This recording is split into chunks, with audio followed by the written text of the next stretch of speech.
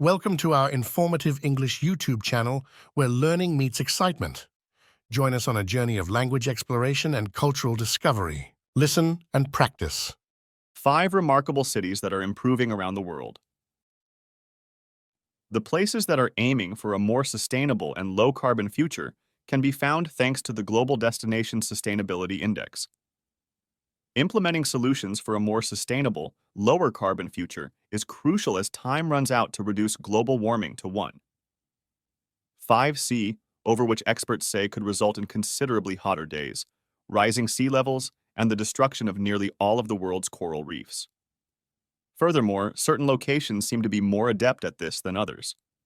In order to identify the world's most sustainable cities, the most recent Global Destination Sustainability Index considers 69 variables, including recycling rates, air pollution levels, the number of bike routes, and the proportion of hotel rooms that are certified eco-friendly.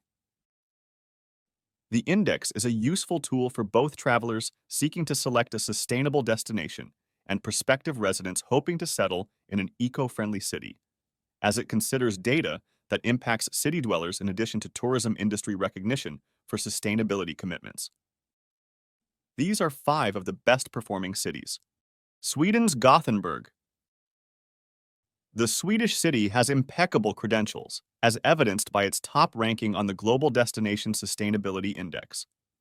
The second largest city in Sweden has topped the index year between 2016 and 2021, been recognized by Lonely Planet as the world's most sustainable place to stay in 2021, and committed to becoming one of the 100 EU cities by 2022 that aim to be carbon neutral by 2030.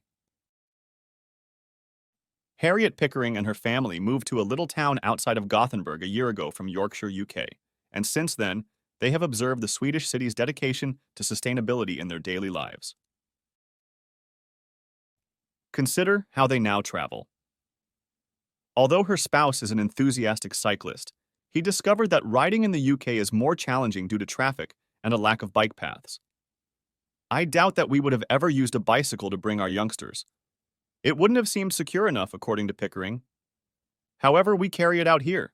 There are many bike trails and cyclists around. She went on to say that they've even purchased an electric car, in part due to the abundance of charging stations in the vicinity. However, Gothenburg is reducing the carbon footprints of both its citizens and visitors in other ways as well. Electric buses are among the 95% of the city's public transportation fleet that is powered by renewable energy. 9 out of 10 of its hotel rooms are environmentally certified, and the airport has achieved one of the highest levels of certification from the Airport Carbon Accreditation Scheme, demonstrating its commitment to monitoring, reducing, and offsetting carbon emissions. Even its music festivals, which can be significant contributors to CO2 emissions, make an effort to lessen their impact. Way Out West, for example, became the first music festival in history to receive a sustainable certification in 2013 by serving only vegetarian food, selling repurposed clothing as merchandise, and forgoing single-use plates and silverware. Living in this atmosphere, according to Pickering, has not only encouraged her family to make more environmentally friendly decisions now, but she also hopes that her kid will be influenced by it in the future. He'll just grow up with certain things being the norm, she added. So, when he's an adult, he won't think twice about things like electric vehicles or recycling. That will just be part of his normal. Norway's Oslo. As the runner-up and the second of 8 Nordic towns to rank in the top 10, Oslo was also designated as the 2019 European Green Capital. Paradoxically, Norway consistently receives high grades for its environmental pledges, despite its reliance on gas and oil for economic growth. The capital of Norway, Oslo, should understand this as well. If you stroll through Oslo, you will see this dedication. The city has installed electric scooters, 5,000 electric vehicle charging stations, and 270 city bike stations for transportation purposes alone. Then there's the city's actual greenness. 63% of the municipality is forested. City parks and green spaces account for an additional 9%. However, a lot of the sustainability efforts have been done in the background, according to Ansine Fagereng, marketing manager of Visit Oslo, the tourism organization for Oslo. We do green nudging with the tourists that come here, she explained. You won't notice that we term everything sustainable or that we plaster a ton of green leaves all over our website. However, we strive to make the more sensible decisions the more default choices, if you will. The website features eateries such as Michelin-starred Maemo for its ecological practices, and lodging such as the Thon Hotel Astoria, an eco-certified low-cost hotel that reduces its carbon footprint through the use of renewable energy. Aside from creating its own standards for establishments to be awarded the Visit Oslo Responsibly label, Visit Oslo also offers resources, such as its Green Guide, specifically designed for travelers who wish to give priority to sustainable travel choices. The tourism board is applying the same ideas offline. If a tourist asks at the tourist office for help getting from point A to point B, the employees will first give them information regarding public transportation, according to Fagereng. For the travel industry, the tourism board has also created a course on sustainable business practices, including subjects like cutting down on wood waste and minimizing noise pollution. Fagereng is realistic about the difficulties. For example, it is nearly hard to argue that travel anyplace is a sustainable option, as long as flying is still required to get there. She is upbeat, though. The travel business as a whole is unsustainable. However, we are genuinely working extremely hard to move in that direction, she remarked. Tourism can be a force for good. Scotland's Glasgow's Gaelic name Glashu, meaning grey-green hollow, alludes to the city's environmental past. The Scottish city, which was founded some 1,500 years ago, is ranked first in the UK and 8th globally on the Global Destination Sustainability Index. It has been in the top 10 every year since 2016. Kathy Kamleitner, originally from Vienna, believes it's clear that steps have been taken towards a more sustainable future even since she moved to Glasgow 10 years ago. To reduce air pollution, the city, for instance, implemented a low-emission zone in 2023 that limits which cars are allowed entry into the center. Smart, LED lighting and electric vehicle charging stations have been constructed, while initiatives to promote cycling, such as new bike routes and bike rental programs, have also been observed. Not every execution was flawless. Occasionally, it seemed as though someone who doesn't really ride a bike was hired to build a bike lane, laughed Kamleitner. But overall, I think it's good to see more of that infrastructure coming into place. According to Kamleitner, Glasgow also represents its standing as a green city. Her home is on the outskirts of the city and overlooks a forest, but Glasgow boasts more than 90 parks even in the middle of the city. Although neighborhood differences exist, 8 out of 10 youngsters in Glasgow reside 400 meters or less from a public green area. Nevertheless, the city has challenges.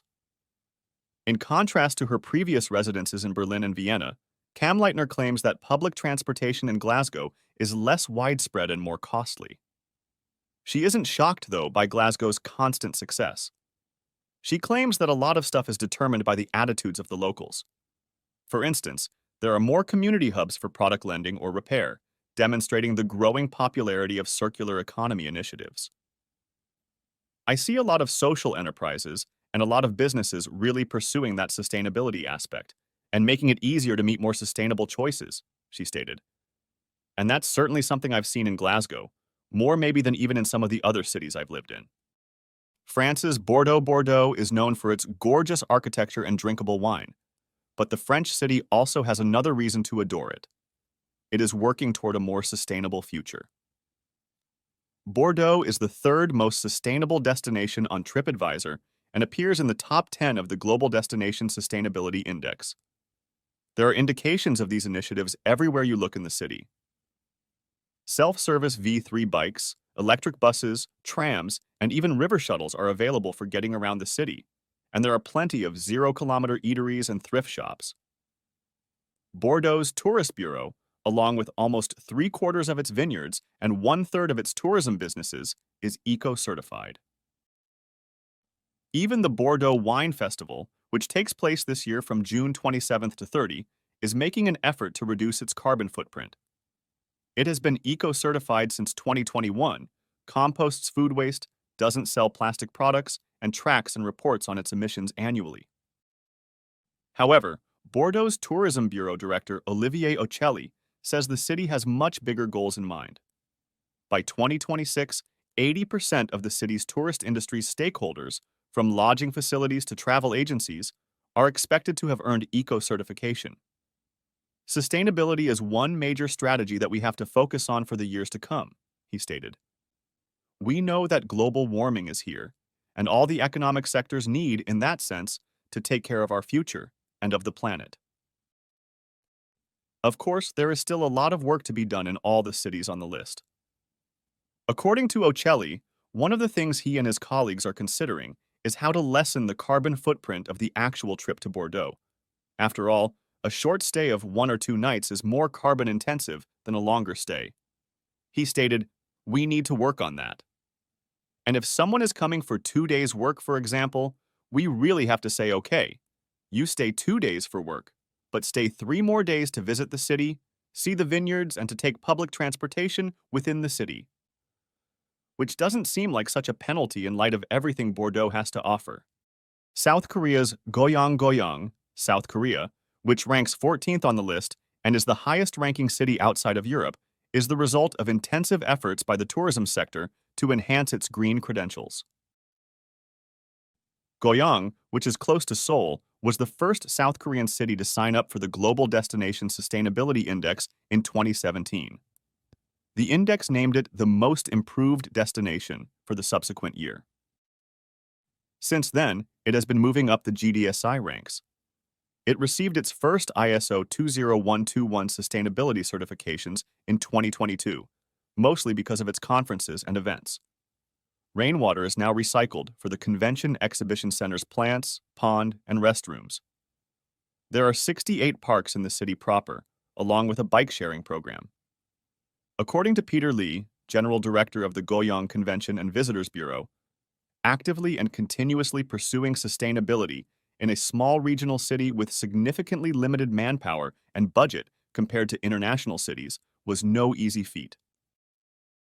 Lee claims that the city offers excellent environmental conditions, with almost 1,000 hectares of green and blue, parks and water, per 100,000 people and 424 kilometers of bike lanes, aside from measures like the convention center's attempts to reduce its carbon impact.